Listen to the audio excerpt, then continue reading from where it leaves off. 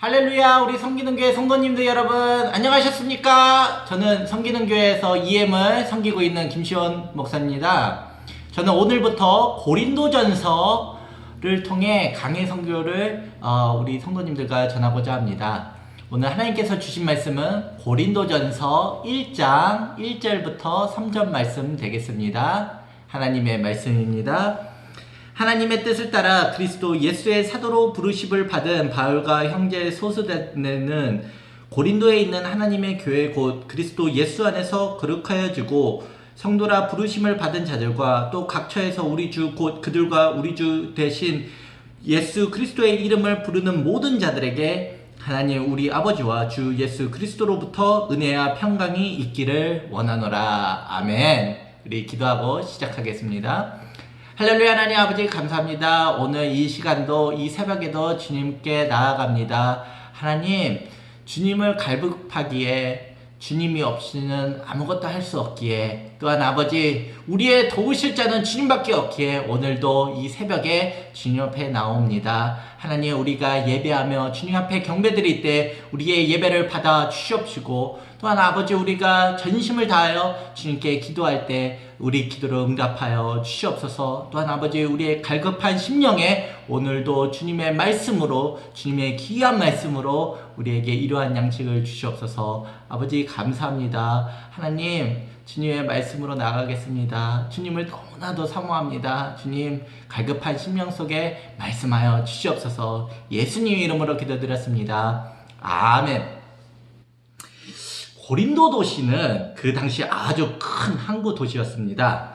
두 바다를 동서에 지닌 고린도시는 고린도 지역 사이에 위치해 있어서 그때 당시 로마 제국의 중요한 무역 도시였습니다. 성서 시대 때 로마 병정들은 20년 이상 복무하며 은퇴를 할 수 있게 되었는데요. 그들과 수많은 부자와 엘리트들이 은퇴하기 가장 좋은 도시가 바로 고린도였습니다. 아마도 우리 미국과 비교하면 플로리다가 아닐까 생각이 됩니다. 고린도엔 학자들과 무역 상인들이 살았고 또한 4마일이나 되는 지역에서 매일같이 크고 작은 배들을 끄는 수많은 종들도 거주하는 도시였습니다. 세계 각 나라에서 온 이민자들도 많았습니다. 학자들은 고린도에 적게는 10만, 많게는 60만 인구가 살았다고 합니다. 이러하여 고린도에는 수많은 종교와 문화와 언어와 또한 사상이 교차하는 도시였습니다. 고린도 도시에는 12개의 신전이 있었는데요. 그 중에 그리스 신화에 나오는 미모와 사랑의 여신인 아프로디테 신전에선 1000명의 여자 사제들이 밤에는 창녀로 일하는 아주 타락한 도시였습니다. 얼마나 고린도가 타락했냐면 그때 당시 고린도란 단어가 성적인 부도덕한 행위를 하다라는 의미를 가질 정도였습니다. 사도 바울은 고린도전서와 고린도 후서를 통해 이 도시가 음행과 우상 숭배와 간음과 탐욕과 술 취함과 방탕함과 시기와 욕설과 동성애와 또한 절도가 가득했다는 걸 말하였습니다. 이러한 죄악으로 가득한 도시에 하나님께서는 이방인 복음 전도를 위해 세우신 사도 바울을 고린도에 부르셨습니다. 사도 바울은 전략적으로 고린도에서 1년 반 동안 선교를 했습니다. 고린도에 믿지 않는 자들, 특히 무역 상인들을 전도하고 양육하면 그들이 먼 곳에 가서도 복음을 전할까 생각하여 사도 바울은 고린도 방방곳곳을 다니며 열심히 복음을 전파하였습니다. 고린도전서는 바울이 고린도에서 사역한 후 에베소에서 한 3년 동안 사역할 당시인 55년도 즈음에 쓰여졌습니다. 사도 바울이 에베소에서 사역할 당시 고린도 교인들에게서 여러 가지 교회에서 일어나는 안 좋은 소식을 듣고 또한 여러 질문들을 받게 되었습니다. 그러하여 사도 바울은 이러한 질문들과 또한 이러한 소식들을 듣고 고린도 전서를 서신하였습니다. 그 많은 문제들 중에 하나가 첫째로 사도 바울은 고린도 교인들이 분열됐다는 소식을 들었습니다. 고린도 교회 성도들 중에 어떤 이들은 아볼로를, 어떤 이들은 베드로를, 또한 어떤 이들은 사도 바울을, 또한 어떤 이들은 예수 그리스도를 선호하여 안타깝게도 한 교회에서 여러 파들이 생기게 되었습니다. 또한 서로를 향해 증오하며 비난을 하기도 하였습니다. 이러하여 사도 바울은 고린도전서 1장부터 4장을 통해 교회는 예수 그리스도가 중심이 된 공동체이며 사도들은 예수 그리스도의 종들로서 복음을 전하는 사명을 가졌다고 말하였습니다. 둘째로 사도 바울은 고린도 교회의 성적인 문제에 대해 보고를 받았습니다. 교인 중에 어떤 이는 계모화해서 안 되는 죄를 범하고, 또한 여러 고린도 교회 성도들은 옛사람을 버리지 못하고 아직도 아프로디테 신전의 창녀들과 음행을 지속적으로 범하였습니다.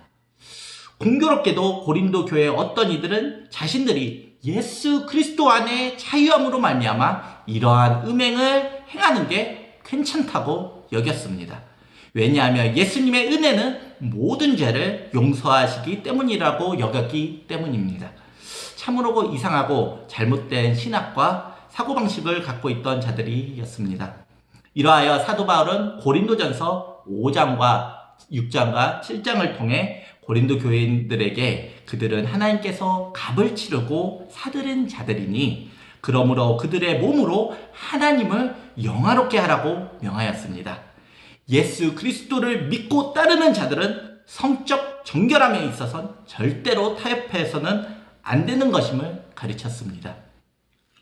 셋째로 사도 바울은 고린도 교회가 우상에게 바쳐진 음식에 대한 견해 차이로 교회가 갈라져 있다는 소식을 듣게 되었습니다.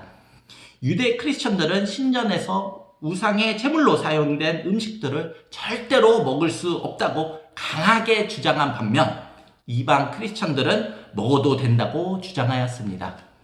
이러한 주장들로 인해 분열이 된 고린도 교회에게 사도 바울은 고린도전서 8장부터 10장을 통해 세상의 우상이란 것은 아무것도 아니며 오직 하나님 한 분밖에는 신이 없다고 말하였습니다. 우리는 그리스도로 말미암아 먹는 음식에 대해선 자유함을 얻었다고 말씀하셨습니다. 하지만 사도 바울은 믿는 자들이 신전에서 우상들에게 제물로 사용된 음식을 먹음으로써 다른 이들을 실족해 하고 그들의 약한 양심을 상하게 하는 것은 그리스도께 죄를 짓는 것이라고 말하였습니다. 그리스도께서는 이러한 자들을 사랑하시고 또한 그들을 위해서도 죽으셨기 때문입니다. 이러하여 사도 바울은 믿는 자들이 그리스도께 받은 자유가 믿음이 약한 사람들에게 걸림돌이 되지 않도록 주의하라고 말하였습니다. 다른 이들을 위해 어쩔 때 내 자유를 내놓는 것이 사랑이라고 말씀하였습니다. 그리고 우리 모두는 사랑 가운데 행하라고 하였습니다. 넷째로 사도 바울은 고린도 교인들이 예배로 드리러 모였을 때 겪었던 여러 문제점들을 듣게 되었습니다. 고린도 교인들이 한 자리에 모였을 때 문제점 중에 하나는 바로 성만찬을 할 때였습니다. 초대교회 성만찬은 저희가 현재 거행하는 성만찬과 조금 달랐습니다. 저희는 현재 성만찬식 때 예수님의 피를 상징하는 포도주스와 또한 예수님의 몸을 상징하는 빵을 조금씩 먹는데요. 초대교회 땐 성만찬이란 함께 교인들이 모여 한 끼를 먹는 것이었습니다. 안타깝게도 부자들은 먼저 모임에 와서 다른 이들을 기다리지 않고 음식을 먼저 먹었고 또한 자주 술에 취하였습니다. 가난한 노동자들과 종들은 일이 끝나고 밤에나 모일 수 있기 때문에 그들이 모임에 임할 당시에 모든 음식이 동이나 먹을 것이 없어 배가 고픈 상황이 자주 일어났습니다. 이러하여 부자들은 가난한 교인들을 부끄럽게 하였습니다. 고린도 교회의 모임 중에 또 다른 문제는 바로 교인들이 모였을 때 어떤 이들은 무서질로 방언으로 기도하였고 또한 어떤 이들은 말씀을 가르쳤습니다. 이러하여 고린도 교회 예배는 혼란스럽고 산만하였습니다. 이러한 문제를 고린도전서 11장부터 14장을 통해 믿는 자들이 모였을 때 사랑으로 서로를 배려하고 또한 성령님께서 주신 은사로 활용할 땐 품위 있게 질서 있게 하라고 사도 바울은 권면하셨습니다. 또한 사도 바울은 사랑으로 서로를 위해 자신들의 은사를 사용하여 그리스도의 지체인 교회 공동체가 사랑으로 덕을 세우도록 하라고 말씀하셨습니다. 사랑이 없인 은사도 성만찬도 모임도 아무 의미 없는 걸 말씀하셨습니다. 마지막으로 사도 바울은 어떤 고린도 교인들이 죽은 사람의 부활이 없다고 주장하는 소식을 듣게 되었습니다. 성서시대 때 세상 사람들은 헬라 철학에 길들여져 육체는 약하다고 믿었습니다. 이러한 세상의 철학과 가치관으로 말미암아 어떤 고린도 교인들은 부활은 필요도 없고 또한 어리석다고 여겼습니다. 이러하여 사도 바울은 고린도전서 15장을 통해 왜 부활이 기독교 믿음에 있어서 중요한지 다뤘습니다. 사도 바울은 부활은 실제로 일어난 역사적 사건이며 수많은 예수님의 제자들이 예수님의 부활을 목격했다고 전했습니다. 또한 예수 그리스도의 부활이 없인 복음은 아무 의미가 없으며 예수 그리스도의 부활이 없인 예수님이 십자가에서 죽으심이 아무 의미가 없으며 우리 모두 아직도 죄 안에 있음을 말하였습니다. 부활로 말미암아 예수님은 죄와 죽음에서 승리하셨고 또한 우리를 죄와 죽음으로부터 해방시키셨습니다. 부활로 말미암아 우리에게 복음이 생기게 되었고 복음으로 말미암아 우리가 하나 되었고 복음으로 말미암아 죄악에 또한 세상에 속했던 우리가 정결함을 추구하게 되었고 복음으로 말미암아 우리가 그리스도를 통해 얻은 자유함과 성령의 은사들을 다른 이들의 덕을 세우기 위해 사랑으로 헌신하게 되었습니다. 할렐루야. 사도 바울은 고린도전서 1장 1절부터 2절에서 복음으로 말미암아 세상과 다를 바 없는 죄악에 찌든 소망이 없어 보였던 고린도 교회를 향해 이렇게 말씀하셨습니다. 하나님의 뜻을 따라 그리스도 예수의 사도로 부르심을 받은 바울과 형제 소스데스는 고린도에 있는 하나님의 교회 곧 그리스도 예수 안에서 거룩하여지고 성도라 부르심을 받은 자들과 또 각처에서 우리의 주 곧 그들과 우리의 주 대신 예수 그리스도의 이름을 부르는 모든 자들에게 라고 말씀하셨습니다. 전 2절에 나와 있는 고린도에 있는 하나님의 교회 곧 그리스도 예수 안에서 거룩하여지고 성도라 부르심을 받은 자들을 한번 살펴보기 원합니다. 사도 바울은 고린도 교회 성도들을 한국어로는 성도, 영어로는 saint 또는 헬라어는 하기오스라고 가르쳤습니다. 하기오스란 the set apart one 또는 the holy one, 거룩한 자라는 뜻을 갖고 또한 구별된 자라는 뜻을 갖고 있습니다. 제가 앞에서 언급했듯이 고린도 교인들은 인간적 눈으로 봤을 때 절대로 하나님 앞에 구별된 또한 거룩한 자가 될 수 없습니다. 어떻게 이기적이고 분열되고 음행과 불의를 저지르는 자들이 세상과 다름이 없는 자들이 구별된 또한 거룩한 자라고 할 수 있겠습니까? 하지만 성경은 분명히 말합니다. 예수 그리스도를 믿고 예수 그리스도 안에 있는 모든 자들은 그리스도가 십자가에서 죽으시고 다시 부활하심으로 말미암아 죄에서 구별된 또한 그리스도 안에서 거룩함을 얻었다고 나와 있습니다. 거룩함은 우리의 행위에 달린 게 아닙니다. 우리 중 어느 한 사람도 성도라 일컬음을 받기에 부족하지만 우리가 하나님의 아들이 예수 그리스도를 말미암아 하나님께로부터 성도라 부르심을 받았습니다. 아멘. 세상에 속하고 부도덕한 고린도 교인들을 향해 사도 바울은 그들이 성도라고 말씀하시면서 그들이 하나님 안에서 누구인지를 다시 한번 깨닫게 해 주셨습니다. 그러하여 그들이 성도의 부르심을 알맞는 삶을 추구하기를 소망하셨습니다. 이는 고린도 교인들이 자신들의 부르심을 인식하고 하나님의 구별된 자들임을 깨달는다면 예수 그리스도가 십자가에서 그들의 죄를 위해 피를 흘리시고 죽으신 사실을 다시 한번 되새긴다면 그들이 하나님께서 원하시는 삶을 살 거라는 소망이 있었기 때문입니다. 이러하여 사도 바울은 3절에 이렇게 말하였습니다. 하나님 우리 아버지와 주 예수 그리스도로부터 은혜와 평강이 있기를 원하노라. 사랑하는 성도 여러분, 이게 우리 하나님 아버지의 마음입니다.